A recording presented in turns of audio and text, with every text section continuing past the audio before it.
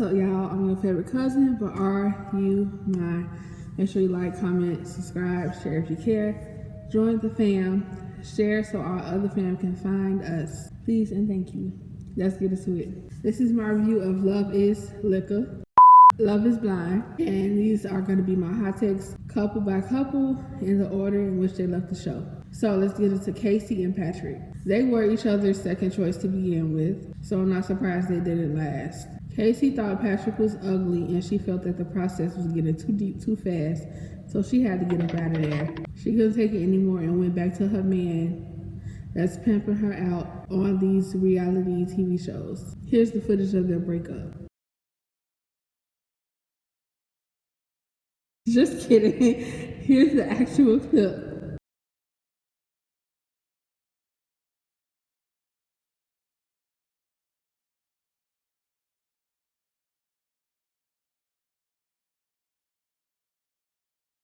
I will say this, y'all ain't had no problem calling Patrick ugly, but was crying and folks were saying that Nicola from Love Island Games. Moving on to Annie and Nick. Raggedy Ann is a damn alcoholic, and that's why Nick left expeditiously, besides the fact that he's not straight, but we'll get to it. That whole, I don't need you, I want you, and my life won't fucking fall apart if you're not in it. Let's be very fucking clear. I need you. I want you in my life. I want you in my life, but I don't fucking need you. Okay? I don't need you. That whole speech on their way to bed, I'm sitting here like, what? And production chose to keep all of that in. For what reason? It's very repetitive, unneeded, annoying to listen to. I think they just kept it here to show how much of an alcoholic she is. But still, like, we didn't need to hear that for like 5 minutes straight.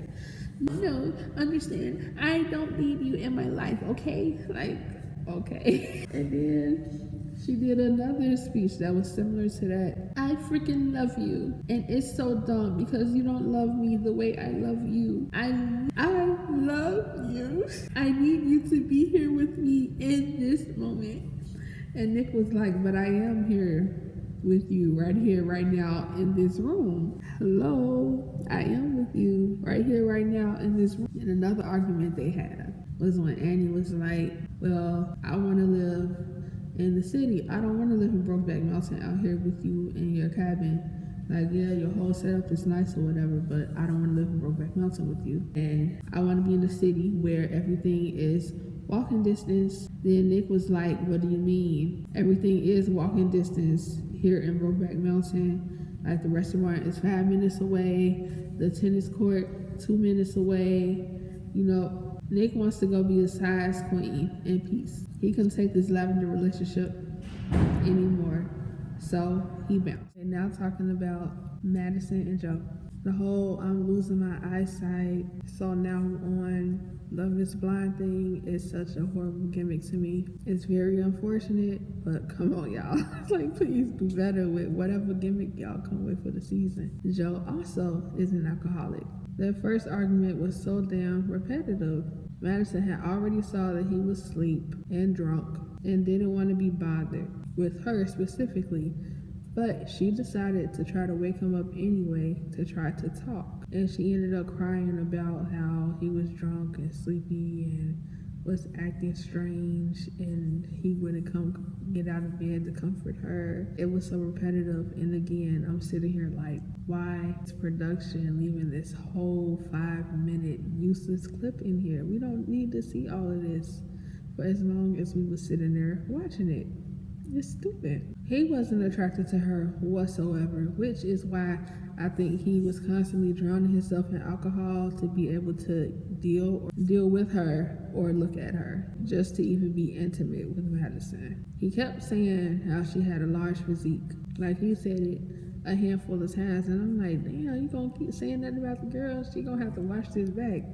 Whether y'all be together or not, she still gotta see this. And I know that she knows that he wasn't attracted to her because she kept checking in to see if his feelings changed and if what he thought about her, if he was attracted, what is his typical type. She kept checking in on that, so she knew he wasn't feeling her like that. I think she was like, he said something rude to her when they had sex, and it hurt her feelings, and she wanted clarity on it. And he like patronized her instead of being honest. I wonder what he said. And I think that Joe heard that Nick broke it off with Raggedy Ann, so he was like, here's my chance.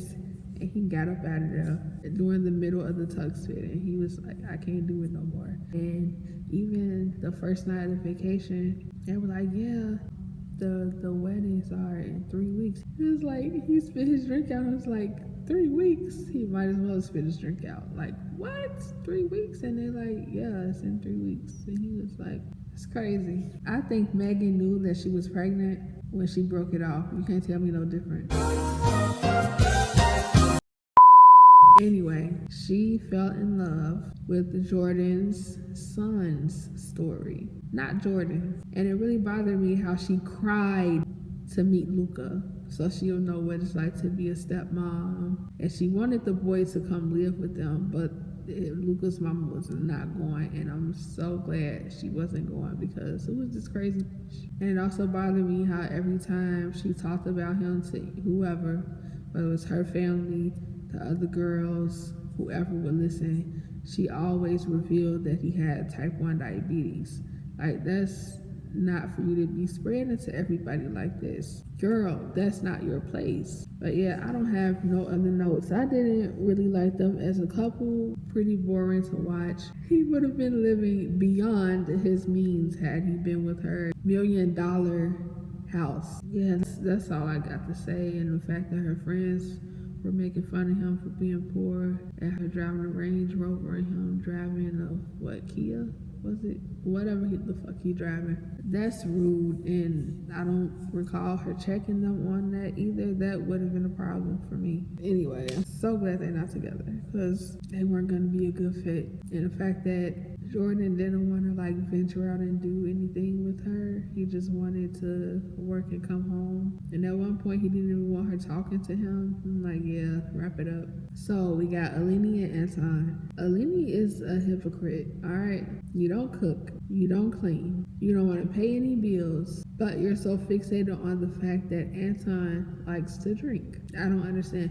Like, okay, you cute, but come on now. Like, that's not gonna last you, and you know that. That's why you get Botox, so you know it's not gonna last. You have like your personality, they don't really stand out for you to be requiring all these things to not be giving anything back. Anton is also an alcoholic, but he holds his liquor very well. And even though he holds his liquor very well, he still failed Allie's liquor inventory. She was like, the tequila, missing. The vodka, missing.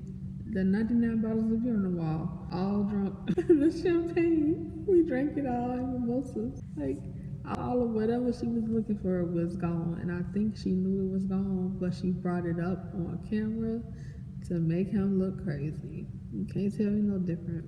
Ooh, I'm getting sleepy. I think she knew it wasn't nothing in the fridge, but did that to call him out like, I see what you're doing. I might want to grab a snack for this one. KB was not wrong for saying no at the altar. That's literally the premise of the show. Make your final decision at the altar. 1, she's well within her right to say no. In fact, she should have said, hell no. 2, it doesn't matter what y'all thought Edmund was gonna say. Just because he says yes does not mean that KB has to say yes. Just because nobody showed up for him does not mean that KB is obligated to say yes at the altar. And 3, Edmund knew it was a strong possibility that it would not work out, which is why he was so upset at KB because she did not want to have sex with him.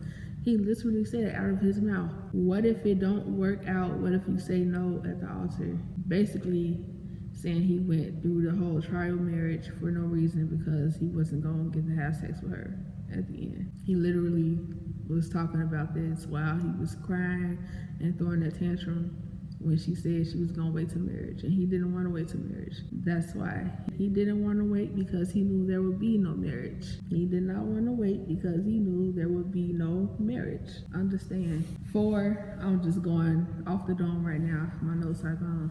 4, she's been more than patient with him, the way he's been acting, especially since she and somebody else in the cast said that he acts differently on camera than he does off camera. He was very aware of what he was doing. He was using his childhood and his trauma to manipulate people, make them feel bad for him, and make them pretty much infantilize him.